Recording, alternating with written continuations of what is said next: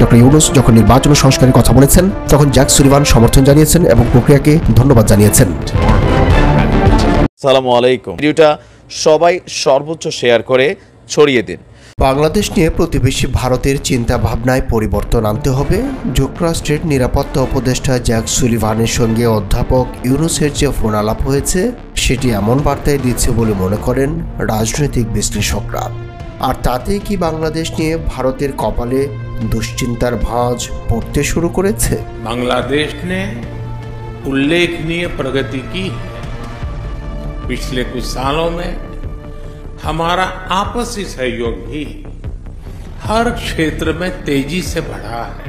সঙ্গত কারণেই যে প্রশ্নটি সামনে আসছে তা হলো, ফোন আলাপ হয়েছে বাংলাদেশের সঙ্গে যুক্তরাষ্ট্রের, এবং সেই আলাপনে ভারতের প্রসঙ্গ তো দূরে থাক, দেশটির নামও উচ্চারণ করা হয়নি।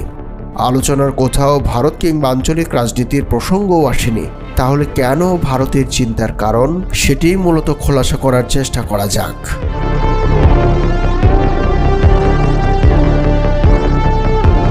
ফোন আলাপের যে তথ্য হোয়াইট হাউসের ওয়েবসাইটে প্রকাশ পেয়েছে, তাতে দেখা যাচ্ছে ডক্টর ইউনূস যখন নির্বাচন সংস্কারের কথা বলেছেন, তখন জ্যাক সুলিভান সমর্থন জানিয়েছেন এবং প্রক্রিয়াকে ধন্যবাদ জানিয়েছেন।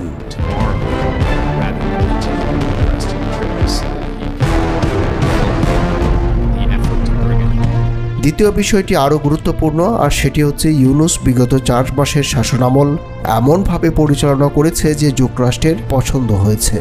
অর্থাৎ এই 4 মাস ধরে ভারত বাংলাদেশকে নিয়ে সংখ্যালঘু ইস্যুতে যে প্রচার প্রপাগান্ডা চালিয়েছে, তাদের গণমাধ্যমগুলো যে গল্প উপন্যাস লিখেছে, তা যে সত্য নয় তা যুক্তরাষ্ট্র বুঝে গেছে। একই সঙ্গে দুই নেতাই ধর্ম বর্ণ নির্বিশেষে সবার মানবাধিকার সুরক্ষার কথা বলেছেন।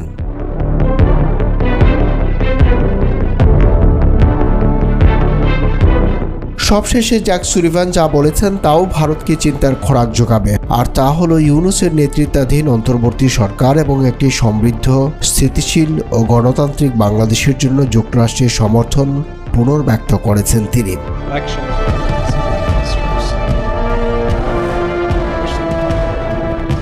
এবার আমরা দেখতে চাই এই ফোন আলাপের সময় সামগ্রিক দক্ষিণ এশিয়ার রাজনৈতিক প্রেক্ষাপটটি কেমন। এমন এক সময় এই ফোন আলাপটি অনুষ্ঠিত হলো যখন বাংলাদেশ এক গভীর যোগ সন্ধিক্ষণের মধ্য দিয়ে সামনে এগোচ্ছে, যাতে নিকট প্রতিবেশী ভারত বেজায় চটে আছে। শেখ হাসিনার পলায়ন ইস্যুতে মেডিকেল ছাড়া অন্যান্য সব ভিসা বন্ধ করে রেখেছে। উপ হাইকমিশনের সামনে বিক্ষোভ ও আগরতলা সহকারী হাইকমিশনে নিরাপত্তা দিতে ব্যর্থ হয়েছে ভারত। কৃষকদের বিক্ষোভ সহ নানাভাবে পোড়াচ্ছে দুই দেশের সম্পর্ককে।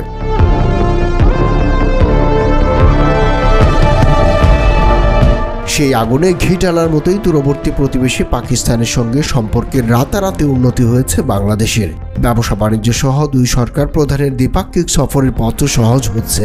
পাশাপাশি শেখ হাসিনাকে ফেরত পাঠাতে ভারতের কাছে আনুষ্ঠানিকভাবে কূটনৈতিক যোগাযোগও শুরু হয়েছে।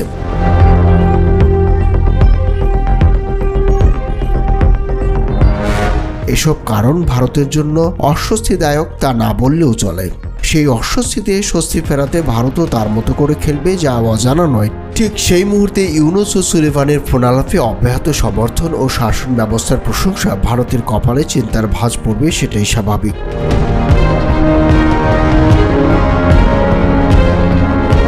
বিশ্লেষকরা মনে করেন, এখন দেখার বিষয় ভারত কিভাবে সেই ছায়াকে অস্বীকার করে আগের অবস্থানেই অটল থাকে।